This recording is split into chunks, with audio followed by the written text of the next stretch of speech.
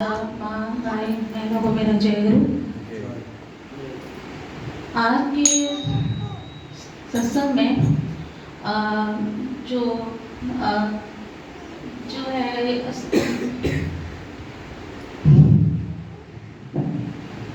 बहुत दिन हो गया मेरे को जानन किए हुए, तो प्रैक्टिस जो है थोड़ा सा मेरा कहते हैं रुक गया। इसकी वजह से मैं थोड़ा कॉन्फिडेंस थोड़ा लो फील करती हूँ कभी कभी। तो जैसे कि पापा ने बोला कि आप कैसा फील करते हो ठाकुर जी को लेके, आप उनको कैसा महसूस करते हो। तो मैं बताऊँ तो मैंने स्टार्टिंग में जब मैं मेरा 12 साल से दीक्षा हुआ, तो मैं उसके पहले से इष्ट वृद्धि पहले से ही करके आ रही हूँ। जब से पापा बोलते थे जब से पेट में थे तब से मैंने इष्ट वृद्धि करना शुरू कर दिया था। तो धीरे धीरे मैं देखती थी कि दोनों लोग शाम के प्रेयर में जो एक टाइम होता था उस टाइम पे लोग प्रेयर करते थे। और तो मैंने ऐसा नहीं है कि मुझे बोला गया है कि तुम ऐसा करो वैसे करो, नहीं, मैंने देखा कि मेरे पेरेंट्स सुबह शाम दोनों बोलते हैं एकदम कहते हैं ना एकदम डॉट टाइम में प्रेयर करना, वो प्रेयर करते थे तो मैं भी फॉलो करती थी। और जैसे कैसे चलना है, जैसे इष्ट को लेकर ठाकुर जी ने क्या बोला है, जलन कैसे होना चाहिए, हमारा कैसे व्यवहार होना चाहिए लोगों के प्रति, हम उनको कैसे लेके चले।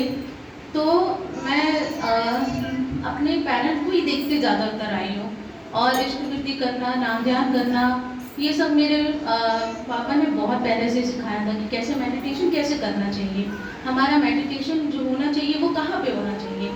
जैसे जो लोग पहले से जब दीक्षा लिए हो रहते हैं तो उनका मेडिटेशन मन में होता है, लेकिन जो हमारा बाई बर्थ है वो हमारा कहाँ से होना चाहिए, दिमाग से होना चाहिए। क्यों? क्योंकि हम केंद्रित हैं पहले से, हमने दीक्षा लिया है तो हम इसके पहले से हमने जो है एक हमारा सेंटर है। जब हमारे लाइफ में कोई सेंटर नहीं होता है ना तो हम इधर उधर भटकते रहते हैं रास्ते में। और अगर हम इष्ट को लेके चलते हैं तो हमारे पास एक सेंटर बना रहता है और उस सेंटर से हमको पता चलता है कि कैसे चलना है, कैसे लोगों को जागरण करना है, कैसे लोगों को बातचीत करनी है।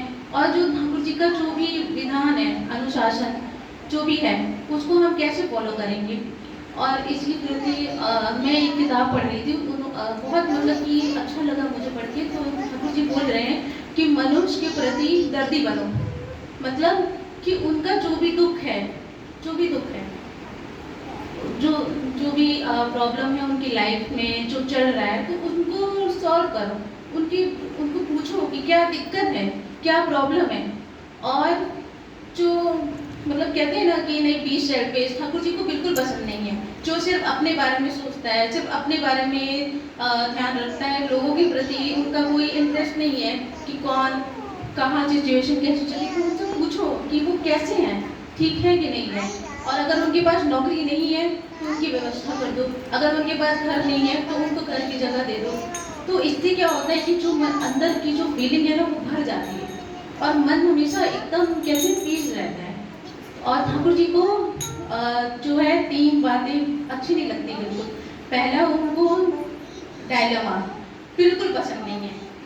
मतलब कहते हैं ना कि डायलेमा मतलब कि एक इतना बड़ा क्राइसिस है, अगर ये हमने पार लिया अपनी लाइफ में डे टू डे, तो हम इसको कहीं ना कहीं एक्टिविटी में करते रहते हैं, कहीं भी छोटा मोटा। कोई आज अभी हमने किसी को बोला कि हाँ हम यहाँ आ रहे हैं और फिर बाद में पता चला कि नहीं प्लान कैंसिल हो गया, तो ठाकुर जी कहते हैं इससे बच के रहना चाहिए, डायलेमा।